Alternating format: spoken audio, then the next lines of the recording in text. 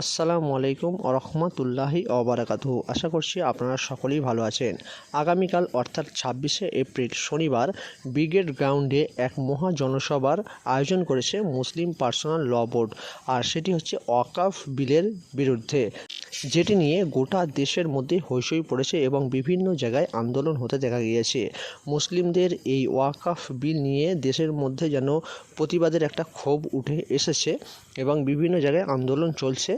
আর পশ্চিমবঙ্গে 26শে এপ্রিল শনিবার মুসলিম পার্সোনাল ল বোর্ড একটি মহা জনসভার আয়োজন করেছে, যেটি সুষ্ঠুভাবে যাতে হয় সকলকে সেটি বলা হয়েছে। কিন্তু এরই মধ্যে ঘটে গিয়েছে একটি মর্মান্তিক দুর্ঘটনা। আমরা সকলেই জানি যে কাশ্মীরের পেহেলগাঁওতে 26 জন পর্যটকের মৃত্যু হয়েছে জঙ্গি হামলায়। এই ঘটনা নিয়ে দেশের মধ্যে একটা শোকের ছায়া নেমে এসছে। তবে এই যে ওয়াকফ বিলের বিরুদ্ধে এতদিন আন্দোলন হচ্ছিল, তার মধ্যে এই কাশ্মীরের এই হামলা একটা অন্যরকম দেশে পরিস্থিতি সৃষ্টি করে দিয়েছে। তবে এই জঙ্গি হামলায় দেখা গেছে একটি মুসলমান যুবক, সে এই সমস্ত ভাইদের বাঁচাতে গিয়ে তারও প্রাণ চলে গিয়েছে। তো সব মিলিয়ে একটা মর্মান্তিক দুর্ঘটনা এবং শোকের ছায়া কাশ্মীরের এই পেহেলগাঁওতে হয়েছে। একদিকে যেরকম ওয়াকফ বিল নিয়ে দেশ জুড়ে আন্দোলন চলছে, তার উপরে এই কাশ্মীরে এই জঙ্গি হামলায় দেশের মধ্যে যেন একটা অন্যরকম আতঙ্ক সৃষ্টি করে দিয়েছে।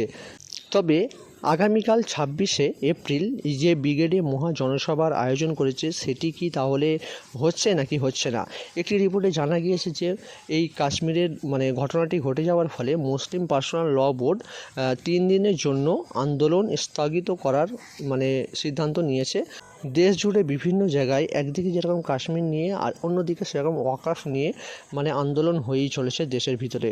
তবে সকলকে একটাই অনুরোধ করব, আমরা সকলেই ভারতবাসী, সকলেই যাতে সুষ্ঠু এবং ভালোভাবে থাকতে পারি সেই বিষয়ে আগে আমাদের দেখা উচিত।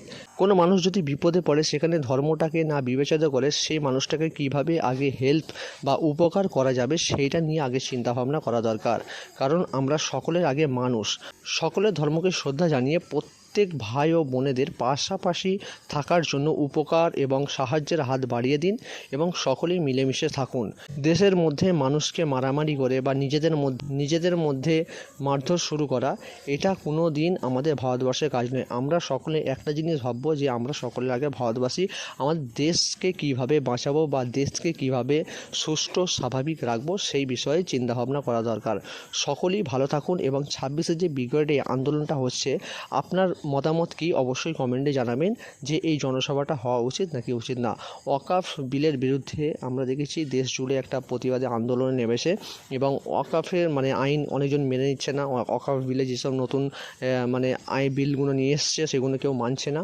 আবার তার জন্য বিভিন্ন জায়গায় আন্দোলন দেখা দিয়েছে। এখানে মুসলিম অমুসলিম সকলেই দেখা গেছে আন্দোলন করছে।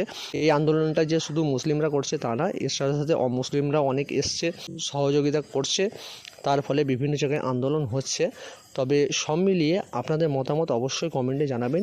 সর্বশেষ একটাই কথা বলবো, সকলে ভালো থাকুন এবং সুষ্ঠুভাবে থাকুন। যে আন্দোলন ডেকেছে এই আন্দোলনে কোনো রকম অশান্তি না সৃষ্টি হয় সেটা আগেই বলে দিয়েছে মুসলিম পার্সোনাল ল বোর্ড এবং ইমামরা। সুষ্ঠুভাবে একটা আন্দোলন হবে। যে আইন কেন্দ্র নিয়ে এসছে তার বিরুদ্ধে আমরা এই আন্দোলনটা করছি এবং এই আন্দোলনটা যেন সুষ্ঠুভাবে হয়, এই কথাটি সকলে যেন মাথায় থাকে এবং এইটা খেয়াল রেখি আমরা আন্দোলন করব এবং সুষ্ঠুভাবে আমাদের জীবনযাপন করব, একে অপরের সাহায্য করব সবসময়। ভিডিওটি ভালো লাগলে বেশি বেশি করে শেয়ার করবেন আর নতুন হয়ে থাকলে সাবস্ক্রাইব করে রাখবেন এরকমই আপডেটগুলি পাওয়ার জন্য।